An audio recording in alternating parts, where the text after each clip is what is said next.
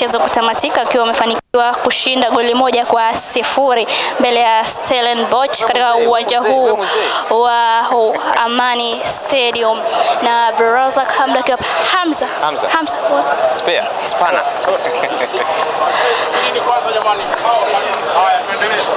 Hamza, mambo? Safi vipi? Safi, hongerani kwa ushindi. Asante, nashukuru. Tuambie, ilikuwa mechi ngumu kiasi gani dhidi ya wapinzani wenu, lakini pia mkihitajika angalau kupata ushindi wa goli nyingi ili kujiweka katika nafasi nzuri zaidi kwenye mchezo unaofuata? Mechi ilikuwa ngumu, umejiandaa vizuri kwa sababu hatua hii ni ngumu. Kila mtu amejiandaa kupata matokeo ili kwenda finali. Kwa sisi hatujabweteka, tutaenda kufanyia kazi makosa ili tuweze kupata matokeo ya wewe. Wapinzani walikuwa wa namna gani pengine ukiwazunguka? Wapinzani walikuwa wagumu, lakini Mwenyezi Mungu kajalia na mipango yetu na mipango ya mwalimu tumeweza kupata matokeo.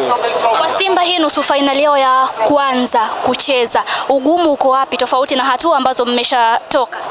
Hatua ni ngumu, kila hatua unavyosogea mechi zinakuwa ngumu, sababu watu wanajiandaa zaidi kutokana na mechi zilizopita.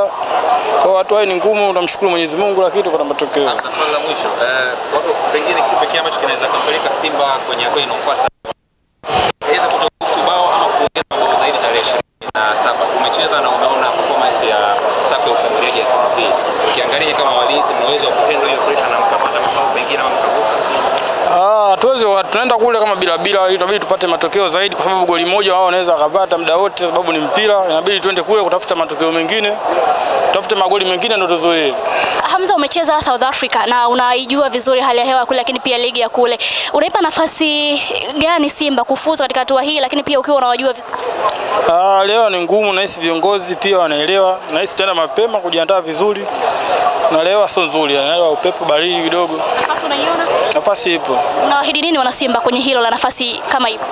Tunaahidi wazidi kusupport, sisi tunaenda kufanyia kitu kule ili tuweze kuvuka hatua ijayo. Shukrani sana. Asante sana.